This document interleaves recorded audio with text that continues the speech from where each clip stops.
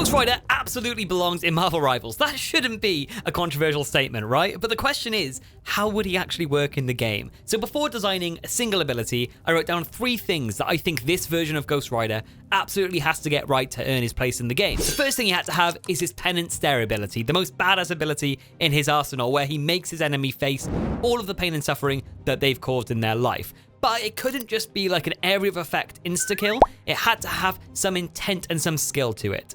Secondly, he had to be able to ride his Hellcycle, not just have it be like an emo or an MVP animation, had to be in the game, but it had to be meaningful. Not just a free roam vehicle he can ride at any time, had to be an actually good ability. And most importantly, he had to feel threatening. He couldn't be a DPS designed around jumping in and out of battle, doing massive damage and escaping, like hypermobile. He needed to feel really imposing so that you had to focus your attention on fighting him, ignoring all the other objectives and other players, like you're genuinely scared that he's engaged in combat with you. And those were my 3 non-negotiables. If the completed kit failed even one of them, I'd say I didn't properly deliver Ghost Rider and he doesn't belong in the game. So let's have a look at what I came up with and let me know if you think I've passed all 3. The first task is obviously deciding Ghost Rider's basic attack, which sounds boring, but it's actually a really cool part of the game. When all abilities are on cooldown, how does he hit his enemies? It's pretty obvious that he's going to use his Hellfire Chains, but how are they going to work? So I think it's going to be like a heavy slam, right? So not a super quick like flurry of like a combo, but really slow,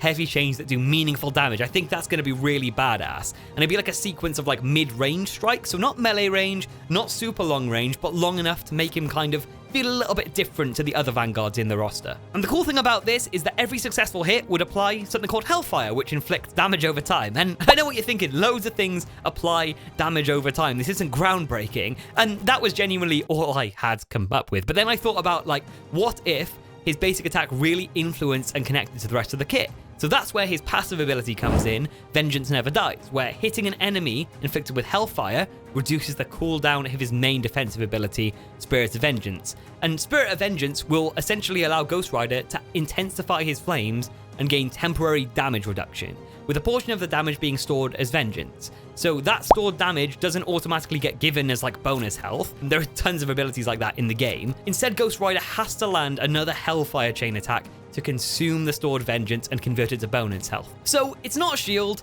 Attacking Ghost Rider during the ability still damages him, but it also gives him an opportunity to extend his fights. The more damage he takes while in Spirit of Vengeance, the more health he can earn, so it really rewards aggressive playstyles and playing the front line, but it also punishes you if you're a bit too passive, and the Hellfire Strike window would be quite short, so you had to kind of hit that attack, meaning not committing to the fight while using the ability would leave you vulnerable with no bonus health, which isn't really a good plan. His passive has a secondary benefit, which is linked to his secondary attack, which is Damnation's Grasp, where Ghost Rider launches his Hellfire Chain, binds the first enemy struck, and while bound, the target is kind of immobilized for a few seconds. The difference here is that most abilities that have like a grab normally pull the enemy towards the player, but that didn't feel right for Ghost Rider. I kind of wanted Ghost Rider to be pulled towards the target and then like crashes into them with like a shoulder charge that applies this Hellfire effect. It would also reduce the cooldown of Spirit of Vengeance even more than a Hellfire Chain attack would. So it's like a bonus thing. If you can land the chain, you're then able to get more bonus health. So this whole thing gives Ghost Rider the power to continue a confrontation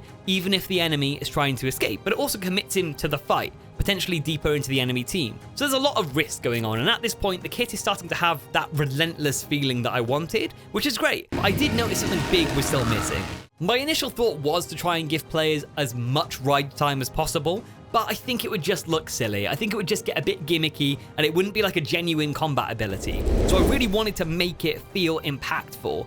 He's not supposed to feel mobile, right? He's supposed to feel like he's pursuing people as like a supernatural bounty hunter bound to you by fate. So it needed to feel like genuinely terrifying, I think. So I had the idea that the Hellcycle is an engagement tool that helps Ghost Rider get into the fight and start his gameplay loop and initiate team fights. So imagine being on the enemy team and just seeing flames and hearing the roar of the Hellcycle's engine around you. You'd probably stop what you're doing and take notice. This is basically a forward-facing, committed burst of movement, granting him the unstoppable effect. So he can't be kind of like crowd controlled or anything in this ability. This ability would also give him a choice, so he can either do nothing, and the Hellcycle basically ends its burst of movement in a skid, knocking enemies aside and leaving like a lingering Hellfire effect on the map, or he can press his ability again mid-ride, to leap off the Hellcycle, where he can use his Damnation's grasp chain in midair, pull himself towards his enemies. I can't imagine a more badass or chaotic way to start a team fight than that, honestly. And when I come up with these, sometimes I sit there, I'm like, is this a bit too strong? But then if you imagine him like jumping off, trying to land that chain and missing, and then just landing in the middle of 6 enemies that he's just kind of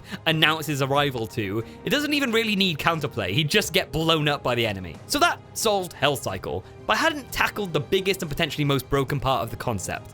Penance Stare. Penance Stare forces its victims to experience the pain and suffering they've inflicted on others, which sounds so cool, but how could you translate that to Marvel Rivals? Because the comic accurate version is basically grab an enemy, look into their soul, insta-kill. Which I know some of you would absolutely love as an ability, but I think it lacks a bit of depth, you know? I didn't want it to feel like an assassin ability, but I also didn't want it to be a generic like area of effect damage ultimate either. Penance Stare shouldn't punish everybody equally. The whole thing is built around judgment, so I thought, what if the enemy is responsible for how powerful it becomes? The idea being that throughout a fight, enemies accumulate judgment based on the damage and final hits they inflict on Ghost Rider's allies. When Ghost Rider activates Penance Stare, enemies within his line of sight are damaged based on that judgment. Simple. The more suffering an enemy has caused, the more damage they receive as like a percentage of their max health. The controversial part here is I genuinely think the percentage should be able to exceed 100%. It should be able to insta-kill some people, but only if that player has caused enough damage to deserve it. There would probably have to be some sort of like timer on the judgment, otherwise you could bank all of the damage done from like a previous fight and then use it to randomly take out a DPS at a random moment if you were annoyed with them, which feels a lot less like a Ghost Rider supernaturally judging someone and more like just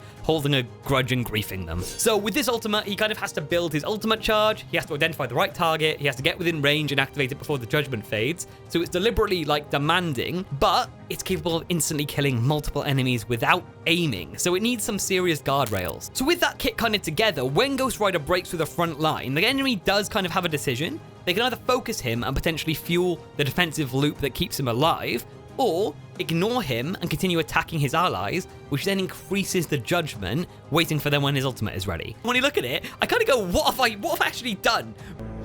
What have I done? But with only 550 base health, and you know, you could say maybe 600, 650, but 550 is like one of the lowest tanks, so I thought that made a lot of sense, and no kind of real shield. Ghost Rider has to earn his durability by remaining aggressive. He can disrupt the front line and draw attention from his team, or he can bind diving duelists and prevent them from escaping his backline, so he's got some real kind of counterplay here. And he'd probably be strongest against characters like Spider-Man, Black Panther, Magic, or Daredevil, who rely on their escaping after securing a kill, but he's also be great at punishing high output ranged duelists like Hela, Hawkeye, Punisher, Cyclops sort of thing, using his Penance Stare ability, stopping them from poking his team from afar. So it'd be really good if you've got like a Hawkeye that's terrorizing your entire team. If you're able to get up close to them, you'd be able to kind of just blow them up because of the damage they've done to your team. But that strength is also kind of a problem because his tool for reaching them, his Hellcycle, would be super loud and super obvious. And as I said earlier, once he's in, he can't really escape for a while, so his coordinated enemy team could probably protect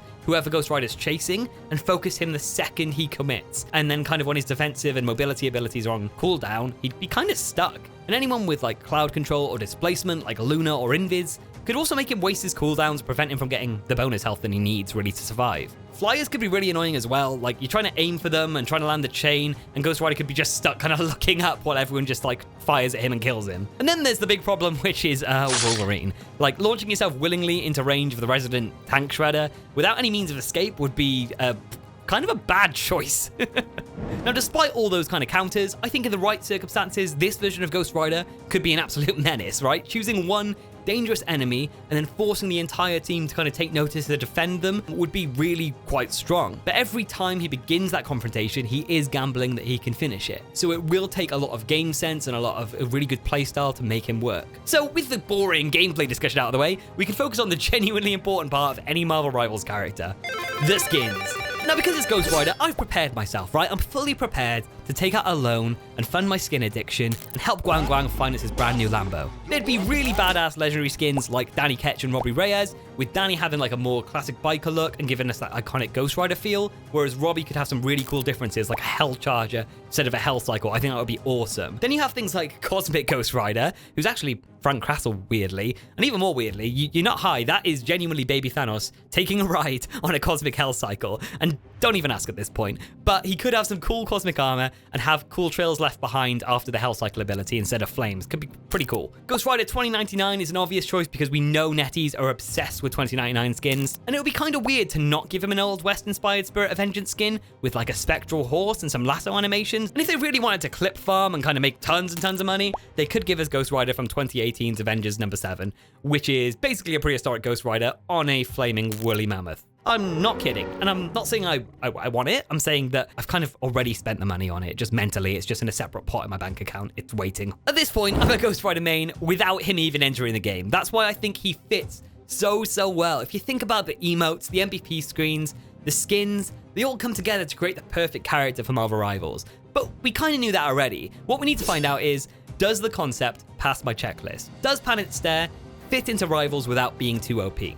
Does the Hellcycle get used properly as an ability without feeling like a gimmick? And finally, does he feel threatening and imposing, not just like a DPS with increased health? So I don't really think that's a question for me to ask. I need you guys to tell me in the comments, is there a part of the kit you'd send back to the drawing board? And is there a favorite Spirit of Vengeance that you would want as his first skin? And if you want to see me put more Marvel characters in Marvel Rivals, subscribe because I already know who I'm doing next. Thanks for watching, and I'll see you in the next one.